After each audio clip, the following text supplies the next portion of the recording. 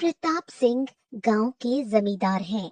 जमींदार होने के बावजूद वो गरीबों से बहुत प्यार करते हैं, लेकिन उन्हें अमीर लोग बिल्कुल पसंद नहीं। इसी बीच उनका छोटा बेटा अमित एक अमीर घर की लड़की से शादी करके घर आता है। नहीं नहीं नहीं नहीं, मैं ये किसी भी कीमत पर मंजूर नहीं कर सकता। मेरे बेटे ने एक अमीर घर की लड़की से शादी की है। वो अमीर लोग तो मेरी आंखों में खटकते हैं। अरे देखिए पिताजी, आपकी सोच ना पूरी तरह से गलत है। हर अमीर इंसान बुरा थोड़ी ना होता है। अनन्या एक बहुत अच्छी लड़की है। आप बस बस एक बार उसे समझने की कोशिश तो करिए। बस, मैं सबको अच्छी तरह से जानता हूँ। हर अमीर एक ही मिट्टी का बना होता है, एक ही थाली के चट्टे बट्टे होते हैं ये। मजबूरी में मुझे ये जमींदारी वाली जिंदगी जीनी पड़ रही है, पर मुझे ये भी पसंद नहीं है। ओफो, देखिए पिताजी, आपको क्या पसंद है और क्या नहीं, ये जानना मेरे लिए जरूरी नहीं है। मुझे अनन्या पसंद आई, इसीलिए मैंने उससे शादी की और उसे शादी करके घर ले आया। मैं इस शादी को नहीं मानता हूँ। मैं तेरी पत्नी को स्वीकार नहीं करूंगा और इस घर में मैं उसे कदम नहीं रखने दूंगा। बस, बात खत्म। और मैं भी इसी घर में रहूंगा और साबित करूंगा कि मेरी पत्नी अच्छी है। बस, ये भी बात खत्म। ए अमित, अब तुम हद पार कर रहे हो। मैंने कह दिया ना कि मैं इस लड़की को नहीं मानता। वो मेरे घर में नहीं रह सकती। तो ठीक है पिताजी, अब मैं भी देखता हूँ कि वो यहाँ कैसे नहीं रह सकती। चलो अनन्या, अंदर चलो चलो।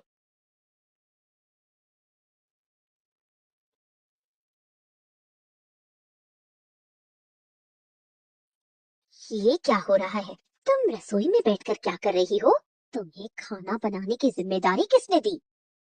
असल में मैंने देखा कि खाना बनाने का समय हो गया है, इसलिए मैं खुद ही रसोई में आ गई।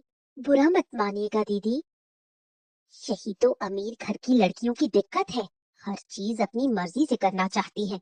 खुद को समझती क्या हो तुम? मैं भला क्या समझूंगी? अगर मुझसे कोई गलती हुई है तो बताइए। मैंने आपसे इजाजत नहीं ली, क्या इसीलिए? मुझे माफ कर दीजिए। अपनी ये नौटंकी अपने पास रखो। मुझे ये सब नहीं सुनना। ये रसोई मेरी है और यहाँ सिर्फ मेरा हक है। पिताजी ने तो वैसे भी तुम्हें स्वीकार नहीं किया है। इसमें मेरा क्या कसूर है? मैं भी तो इस घर की बहू हूँ। क्या मैं खाना नहीं बना सकती? तुम लोग अमीर घर की लड़कियां हो, तुम्हें खाना बनाने का क्या पता? क्या तुम्हारा बनाया हुआ खाना कोई खा पाएगा? क्यों नहीं दीदी, बिल्कुल खा पाएंगे। मैं खाना बनाना बहुत अच्छे से जानती हूँ। माँ ने मुझे सब सिखाया है। ये बातें यहाँ मत झाड़ो, यहाँ से चली जाओ और दोबारा इस रसोई में मत दिखना। लेकिन दीदी, फिर तो सारा काम आपको अकेले ही करना पड़ेगा। मैं रहती तो आपकी थोड़ी मदद हो जाती। उसके बारे में तुम्हें सोचने की जरूरत नहीं है। इतने सालों में जब मैंने अकेले खाना बनाया है, तो आगे भी बना लूंगी। ठीक है, फिर आप ही बनाइए। जब खाना बन जाए तो हमें खाने के लिए जरूर बुला लीजिएगा। क्या कहा तुमने? क्या मैं तुम्हारी यहाँ नौकरानी हूँ जो तुम्हें खाना बनाकर खिलाऊंगी? पिताजी को आने दो, मैं उन्हें सब बताऊंगी।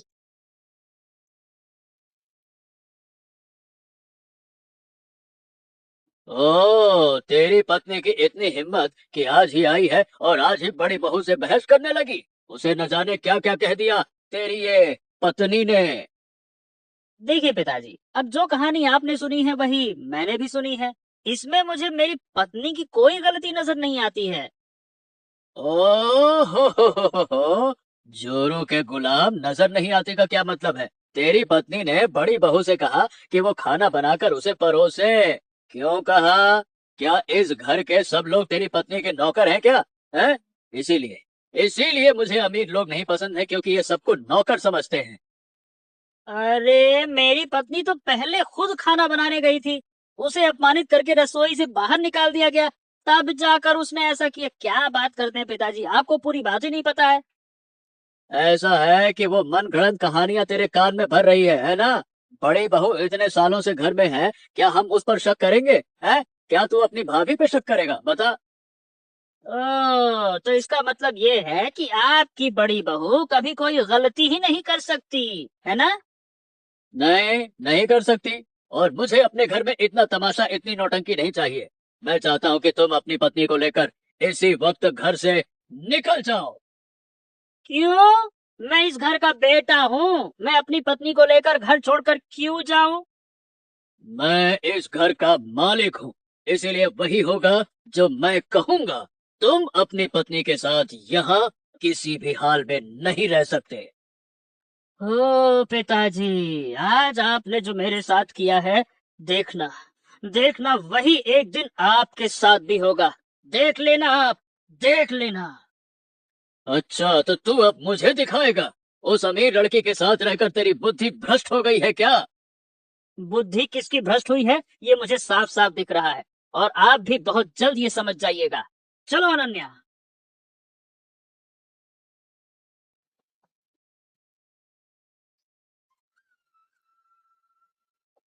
घर से निकल जाने के बाद अमित और अनन्या मिलकर प्रताप सिंह के घर के पास ही घास फूस और पत्तों से एक छोटी सी कुटिया बनाते हैं। हाँ, अनन्या, मैं तुम्हें बहुत कष्ट दे रहा हूँ, मुझे पता है। तुम्हें उस बड़े महल से निकालकर इस पत्तों के घर में रहने को मजबूर कर दिया मैंने। तुम ऐसा क्यों कह रहे हो? मैंने तुम्हें पहले ही कहा था कि तुम्हें अपनाकर मैंने अपना सब कुछ पीछे छोड़ दिया है। वही तो मेरा सबसे बड़ा दुख है कि मुझसे शादी करके तुमने अपना सब कुछ खो दिया, अपनी सारी खुशियाँ खो दी। ये बिल्कुल सच नहीं है। तुम ही मेरी इकलौती खुशी हो और ये बात तुम अच्छी तरह से जानते हो। यहाँ रहने में मुझे कोई तकलीफ नहीं होगी। हाँ, मैं जानता हूँ कि तुम्हें बहुत कष्ट होगा, लेकिन मेरा दिल रखने के लिए तुम कुछ कह नहीं रही हो, है ना? वो सब बातें छोड़ो, अब हम दोनों मिलकर नई शुरुआत करेंगे। ये पत्तों का घर ही हमारे पहले संसार की नींव होगी। देखना, पिताजी को एक न एक दिन अपनी गलती का एहसास जरूर होगा, फिर वो खुद हमें गले लगा लेंगे। देखना। मुझे पता है, लेकिन पिताजी का अमीर लोगों के प्रति ऐसा नफरत भरा व्यवहार क्यों है? अब उसके पीछे कई कारण हैं। पिताजी तब बहुत गरीब थे, माँ की मौत बिना इलाज के हो गई थी। गांव के जो उस समय के जमींदार थे, उससे पिताजी ने पैसे उधार मांगे थे, पर उसने देने से मना कर दिया था। बहुत सारी चीजें हैं। फिर पिताजी खुद जमींदार कैसे बन गए? अब उसके बाद फिर वो जमींदार मर गया। गांव वालों ने पिताजी की ईमानदारी और नेक कामों को देखते हुए उन्हें अपना जमींदार चुन लिया, तो बस बन गए पिताजी जमींदार। पिताजी की एक बात मुझे बहुत अच्छी लगी। जमींदार होकर भी वो गरीबों की तरह सादगी से रहते हैं और गरीबों से बहुत प्यार करते हैं। देखो, पिताजी इंसान बहुत अच्छे हैं, बस अमीर लोगों के प्रति उनके मन में जो कड़वाहट है, उसी वजह से उन्होंने तुम्हें स्वीकार नहीं किया। मैं सब समझ रही हूँ। अब चलिए, बहुत सारा काम बाकी है। अरे बाप रे बाप, अब नया नाटक शुरू हुआ है। जो लड़की बड़े महलों में रहने की आदी थी, वो अब घास फूस के घर में रह रही है। क्यों दीदी, आप भी तो पहले छोटे घर में रहने की आदी थी, पर अब बड़े घर में रह रही है। मेरी शादी बड़े घर में हुई है, इसलिए बड़े घर में रह रही हूँ। क्या तुम्हें मुझसे जलन हो रही है? मुझे ऐसा नहीं लगता। मुझे तो लगता है कि मैं बड़े घर की लड़की हूँ, इसलिए आप मुझसे जलती है। तुम बड़े घर की लड़की हो तो उससे तुम्हें क्या फायदा हुआ? आखिर रहना तो तुम्हें इसी झोपड़ी में पड़ रहा है। और जरा मुझे देखो, ये जो बात आपने अभी कही, यही आपकी जलन है और यही आपका अहंकार। अहंकारी लोगों का कभी भला नहीं होता। तुम जो भी कहो, मेरे साथ हमेशा अच्छा हो रहा है और होता रहेगा। बस तुम्हारी किस्मत ही खराब है। वक्त आने दीजिए, वक्त ही बता देगा कि किसकी किस्मत खराब है और किसकी अच्छी। क्या तुम मुझसे मुकाबला कर रही हो? याद रखना, पिताजी तुम्हें कभी स्वीकार नहीं करेंगे और यही मेरा सबसे बड़ा हथियार है। हर हथियार की एक समय सीमा होती है। हर हथियार को एक ना एक दिन टूटना ही पड़ता है। क्या बोलकर गई ये लड़की? मेरा अपमान करके चली गई। मैं इसका बदला लेकर रहूंगी। आज तो तुम्हें घर से निकाला है, अब इस जगह से भी खदेड़ कर दम लूंगी। बाबूजी, ओ बाबूजी, अमित ने ये क्या तमाशा शुरू कर रखा है? उसने हमारे घर के ठीक बगल में घास फूस की झोपड़ी बना ली है। हमारी मान मर्यादा तो अब कुछ बची ही नहीं है। रमेश, अमीरों की तरह हर बात में मान सम्मान मत घसीटो। वो जो कर रहे हैं उन्हें करने दो, हमें क्या है उससे। वो हमारे घर में तो नहीं रह रहे ना, बाहर दुनिया में जो चाहे उनकी मर्जी करें। वाह वाह वाह वाह, तो क्या वो हमारे घर के बगल में ऐसी झोपड़ी खड़ी करेंगे? बाबूजी, क्या बात करते हैं आप। गांव के लोग बातें बना रहे हैं। एक बेटा महल में रह रहा है और दूसरे की ये हालत है। ऐसी बातें कह रहे हैं लोग। तो इसमें मैं क्या करूं? जो जैसा कर्म करेगा उसे वैसा ही फल भुगतना होगा। गांव वालों को ये भी बात पता होनी चाहिए। आप कुछ भी कहिए, मैं ये सब बर्दाश्त नहीं कर सकता। जैसे आपने उन्हें घर से निकाला है ना, बस वैसे ही उन्हें उस जगह से भी खदेड़ दीजिए। अरे जंगल में जाएं, पहाड़ में जाएं, हमारे घर के बगल में क्यों रहना है? क्या बात करते हो? मैं ऐसा नहीं कर पाऊंगा, क्योंकि वो जमीन अमित के नाम पर है। तेरी माँ ने खुद वो जमीन अमित के नाम पर लिखी थी। मैं उसकी जमीन से उसको कैसे निकाल सकता हूँ? क्या बात करते हैं बाबूजी, अभी तक जायदाद का बंटवारा नहीं हुआ है और अमित के नाम जमीन पहले से है। वाह वाह वाह वाह वाह वाह। अमित के नाम सिर्फ वही टुकड़ा नहीं बल्कि और भी जमीन है। इसीलिए मैं चाहकर भी उन्हें वहां से नहीं निकाल सकता हूँ। हमें ये सहना ही होगा, समझे? हाँ, ठीक ठीक है बाबूजी, जब सहना होगा तो सहेंगे। ये बता दीजिए कि मेरे नाम पे भी कुछ है कि नहीं है, कि मैं ठन गोपाल हूँ? जब जमीन दी गई थी, यानी कि जब हम गरीब थे, तब वो हमारे पास थी। तेरी माँ ने खुद उसे अमित के नाम कर दिया था। तो माँ के मरते वक्त आप वो जमीन बेच देते, तब माँ को बिना इलाज के नहीं मरना पड़ता। मैं चाहता था, लेकिन तुम्हारी माँ राजी नहीं हुई। उसने अपनी कसम दे दी थी, इसीलिए मैं वो काम नहीं कर पाया। हालांकि मैं जमींदार के पास उसे गिरवी रखना चाहता था, पर जमींदार नहीं माना।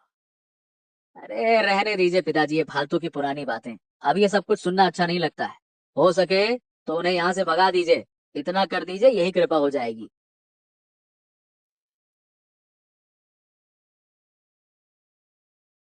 अरे बाबूजी, आप सुबह सुबह कहाँ चल दिए? तुम्हें मेरे पैर छूने का कोई अधिकार नहीं है। क्या तुम नहीं जानती हो? जानती हूँ बाबूजी, पर आपके ना मानने से ये कड़वा सच बदल नहीं जाएगा। तुम बातें तो बहुत अच्छी कर लेती हो। ऐसी ही मीठी बातों से मेरे बेटे का सिर फिरा दिया है ना तुमने, हैं? देखिए बाबूजी, मैं बड़े घर की बेटी हूँ। मेरे पास किसी चीज की कमी नहीं है। मैं भला आपके बेटे का सिर क्यों फिराऊंगी? यही तो मेरा सवाल है। क्या दुनिया में कोई और लड़का नहीं था जो तुम्हें मेरे बेटे को ही छीनना पड़ा? तुम अमीर लोग सिर्फ छीनना जानते हो, छीनना। लेकिन बाबूजी, हम और भी बहुत कुछ जानते हैं। जैसे आप अमीर होकर भी गांव वालों की सेवा करते हैं, मैं भी वैसी ही हूँ। मैं पैदाइशी अमीर नहीं हूँ। गांव वालों ने मुझे बड़ा आदमी बनाया है, इसीलिए मैं उनके साथ खड़ा रहता हूँ। पर मैं तो अमीर रहना ही नहीं चाहती। मैं भी गरीबी में जीना चाहती हूँ। क्या ये मेरी गलती है? तुम्हारी गलती नहीं है। गलती मेरी किस्मत की है कि मेरा छोटा बेटा तुम्हें ब्याह कर ले आया। तुम एक बदतमीज और बिगड़ैल अमीर लड़की हो। चिंता मत कीजिए बाबूजी, एक दिन आपकी मदद के लिए यही बदतमीज लड़की काम आएगी। अरे हटो मेरे रास्ते से। आज के बाद कभी मेरा रास्ता रोकना मत। हटो।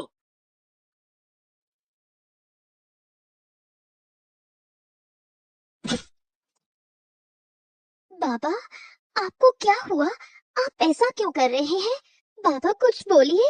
भाभी, ओ भाभी, कहाँ हो तुम? आकर देखो, बाबा कैसे कर रहे हैं। नहीं नहीं, बाबा ने मुझे उन्हें छूने को मना किया है। फिर से नाराज हो जाएंगे। सुबह गुस्सा करने की वजह से ही शायद बाबा के सीने में दर्द उठा है। भाभी, ओ भाभी, कहाँ हो तुम? अरे वहाँ क्या हो रहा है? इतना चिल्ला क्यों रही हो तुम? अभी तक तो मेरी सुबह की नींद नहीं खुली और इधर तुमने शोर मचाना शुरू कर दिया। आप एक बार आकर देखिए ना, बाबा कुछ अजीब कर रहे हैं। बाबा को पकड़कर थोड़ा घर के अंदर ले चलिए। जैसे भी करें, उससे मुझे क्या लेना देना? मेरी नींद में जरा भी बाधा मत डालना। अब मैं क्या करूं? क्या पापा को हमारे घर ले जाऊं? उनके घर में तो ले जाना संभव नहीं है। एक काम करती हूँ, जो होगा सो होगा। पहले बाबा को ठीक करना जरूरी है। मैं उन्हें अपने घर ही ले जाती हूँ। माफ कीजिए बाबा, उठिए, उठिए ना। आपको कुछ नहीं होगा। थोड़ा सांस लेने की कोशिश कीजिए। देखिए, आप बिल्कुल ठीक हो जाएंगे। अनन्या प्रताप सिंह को अपने पत्तों के घर में ले जाकर उनकी सेवा और देखभाल शुरू करती है।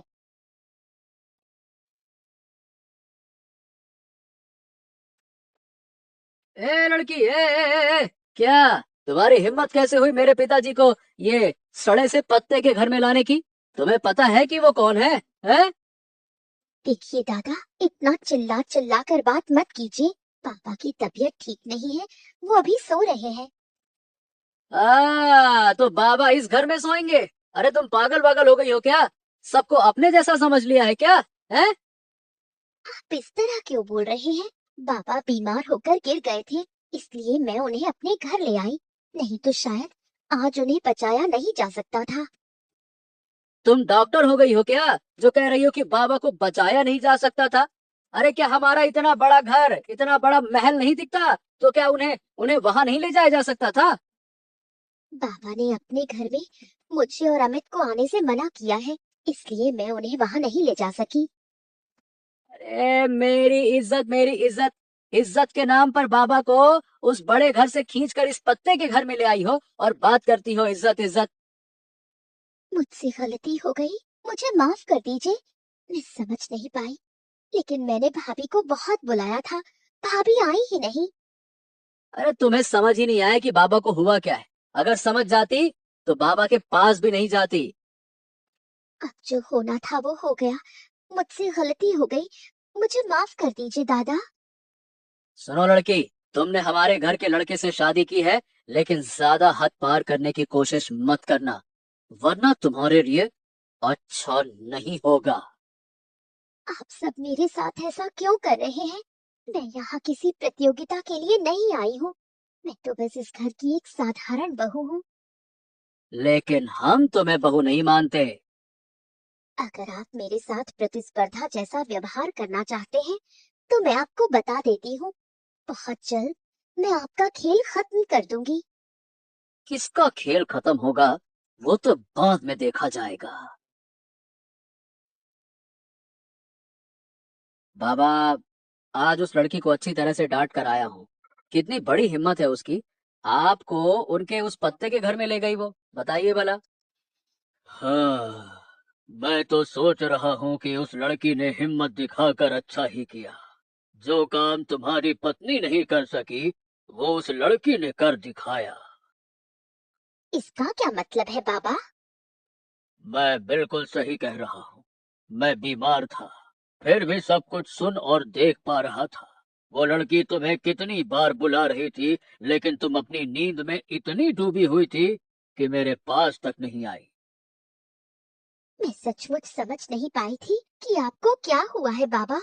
इसी कारण मैंने उस लड़की की पुकार का जवाब नहीं दिया, नहीं तो मैं तो आपके पास जरूर आती। असल में मैं पहले गलत था या अब गलत हूँ, ये समझ नहीं पा रहा। अब तो मुझे लगता है कि सभी गरीब एक जैसे नहीं होते और सभी अमीर भी एक जैसे नहीं होते। बाबा, आप ये क्या कह रहे हैं? इतने सालों से सुमित्रा ने आपकी इतनी सेवा की है, और आज उस एक दिन की सेवा के लिए आप उसे इस तरह से डांट रहे हैं? क्या बात करते हैं बाबा?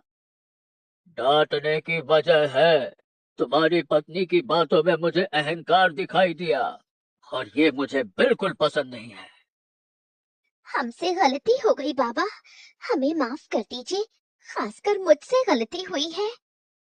मैं तुम्हें आज एक बात कह के रख देता हूँ, अगर मेरी सोच गलत साबित हुई तो इस जमींदारी का कोई भी हिस्सा तुम लोगों को नहीं मिलेगा। सब कुछ मैं अमित को दे दूंगा। क्या? ये क्या बात कर रहे हैं बाबा आप? ये देखो, जो मैं कह रहा हूँ वही मेरा आखिरी फैसला है, इसलिए तुम दोनों सावधान रहना। हाँ।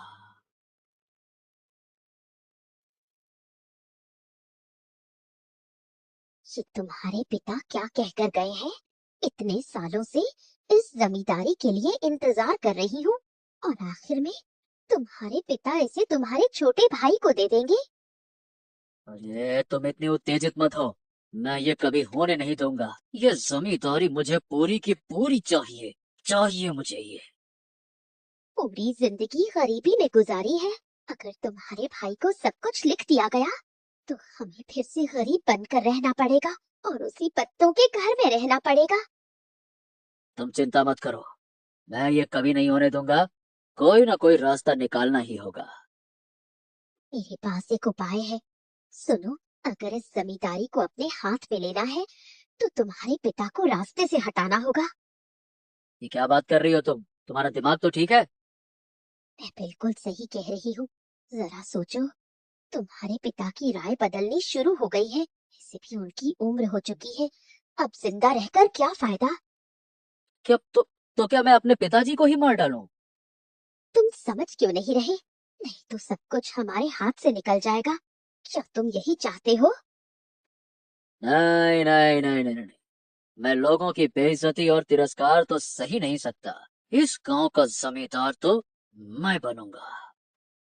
ठीक है, तो जो मैंने कहा है वही करो। कल रात जब तुम्हारे पिता सो जाएंगे तो उन्हें नींद में ही मार देंगे। फिर कह देंगे कि वो बीमार थे इसलिए मर गए। ठीक है, जब तुम कह रही हो तो ऐसा ही होगा। योजना के अनुसार रमेश और सुमित्रा अगले दिन रात को प्रताप सिंह को मारने के लिए उसके कमरे के सामने पहुंचे। अरे सावधानी से चलो, अगर पिताजी को जरा भी पता चल गया तो वो हमें सजा देंगे। बहुत सावधानी से काम करना होगा, और जब हम ये काम करने आए हैं तो इसमें सफल होना ही होगा। समझ गई? तुम बिल्कुल चिंता मत करो। मैं इस दिन का बहुत समय से इंतजार कर रही हूँ, इसलिए मैं जरूर सफल होंगी।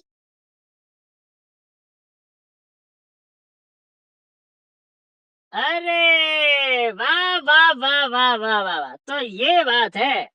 जमींदार प्रताप सिंह को मारने के लिए उनका बड़ा बेटा और प्यारी बड़ी बहू हाजिर हुए हैं। वाह वाह वाह वाह वाह, स्वागत किया जाए तालियों से, तालियां।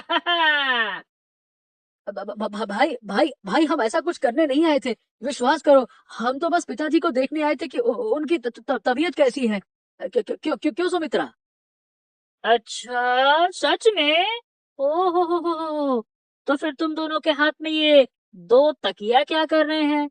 पिताजी के सर के नीचे रखने के लिए लाए थे क्या? पिताजी सो रहे थे, इसलिए उनके सिर के नीचे रखने के लिए लाए थे। हाँ, क्या है कि तुम्हारी योजना ही कमजोर है। इतनी कमजोर योजना से किसी को मारा नहीं जाता। पिताजी, ओ पिताजी, अब जरा उठिए भी। उठकर देखिए कि आपके प्यारे बेटे और प्यारी बड़ी बहू क्या कारनामा, क्या कांड करने वाले थे। देखिए देखिए देखिए, उठे उठे। यहाँ हो क्या रहा है? अरे ये क्या, तुम दोनों तकिया लिए यहाँ क्यों खड़े हो? हाँ, जमींदार होकर भी आप अभी तक कुछ समझ नहीं पाए। जमींदार साहब, इतना तो समझना चाहिए ना, नहीं तो पूरे गांव की जिम्मेदारी कैसे निभाइएगा? हैं?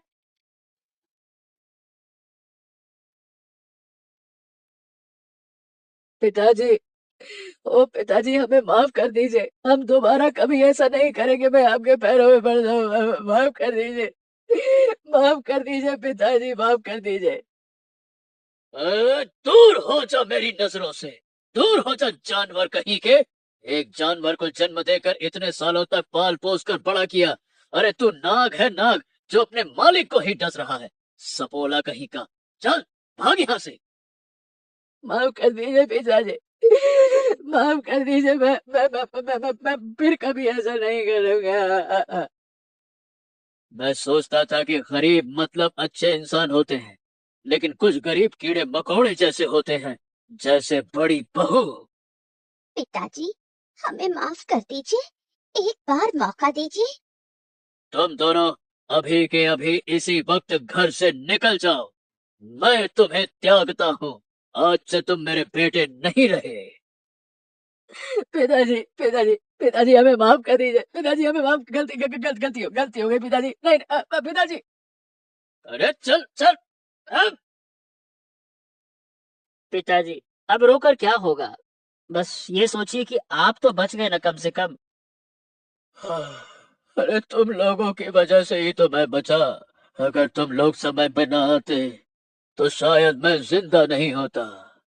मैंने किन लोगों को प्यार किया, ये सब अनन्या की वजह से हुआ है।